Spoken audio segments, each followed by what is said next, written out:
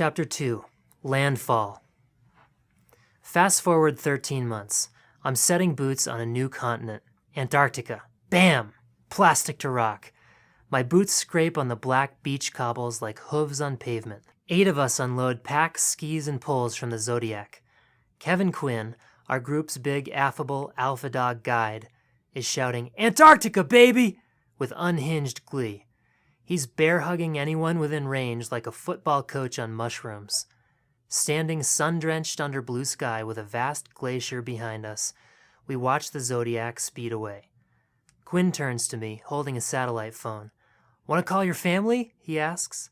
Soon I've got my 5-year-old son on the line. I imagine him telling his kindergarten buds that Dad called him from Antarctica. The previous October, in the Orlova's dining hall, Stout promised we would make it. After leaving that fateful assembly, but before the Quark folks opened the ship's bar for pro bono apology beers, I cornered Stout on a gangway. After one is forced to cancel the trip of a lifetime for 80 people who've just flown halfway around the globe, what does one do? "I'm gonna have to take out $250,000 in loans to pay people back," he admitted. "But I promise you I will make this trip happen." In the ensuing months, Staup's business, Ice Axe Expeditions, reimbursed those who couldn't make the second attempt, made amends with Quark, and secured the nicest ship in Quark's fleet, the recently upgraded Clipper Adventurer, sister ship of the Orlova, for our return visit. The dining hall scene had been remarkably subdued.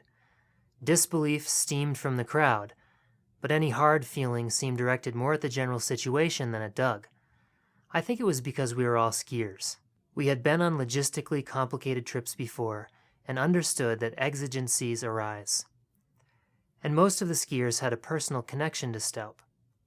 News of his plan to stuff a cruise ship with skiers had circulated through Squaw Valley, where he makes his home, and among veterans of past Staup expeditions.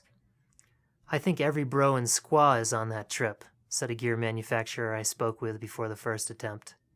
He was right about both trips, the failed attempt and the one now coming to fruition. Nearly everyone seems to know one another. A British pharmacy worker and I are among the only ones meeting nearly everyone for the first time. She won the trip in a bottle cap contest from the cokes she drank to stay awake during her long night shifts. 20 of the passengers are guides, working only for the opportunity to ski in Antarctica.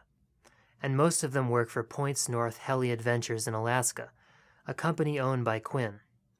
Quinn signed on as the field boss for the first trip, functioning as the guide's den mother. He's back for the return trip in the same role. Right now, that den mother is wiping the sweat off my right heel with the inside of his shearling work glove so I can apply a patch of duct tape to a would-be blister.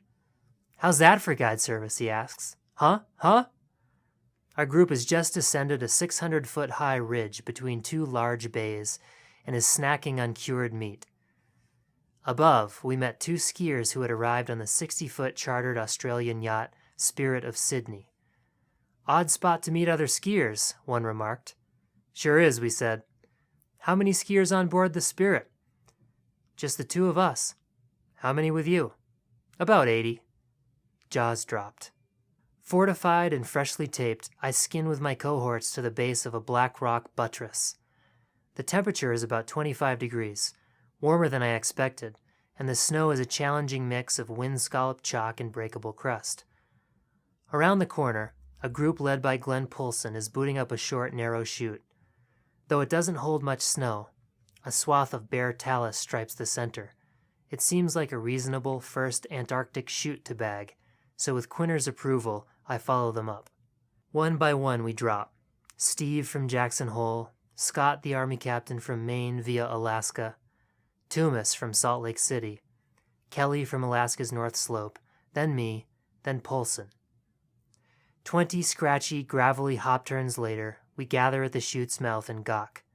Not at the forgettable conditions, but at our whereabouts.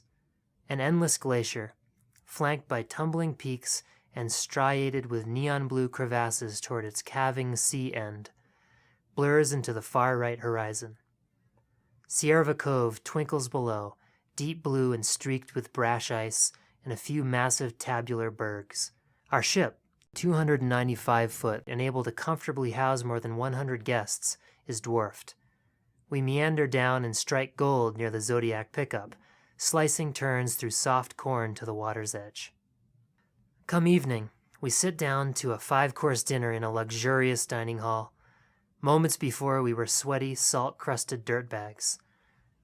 Now, having showered in tidy, varnished wood cabins and hit the forward lounge bar, we dine while evening light bathes the peaks and bergs. For repeat passengers who, during the previous year's pier-bound days, ogled the Orlova's gorgeous Russian waitresses under the hallucinatory effects of motion sickness medicine, the all-male waitstaff is a minor letdown. But after the waiters break out a guitar and regale us with tableside tunes, most are Filipino, a musical culture. Those Russian babes are dead to us.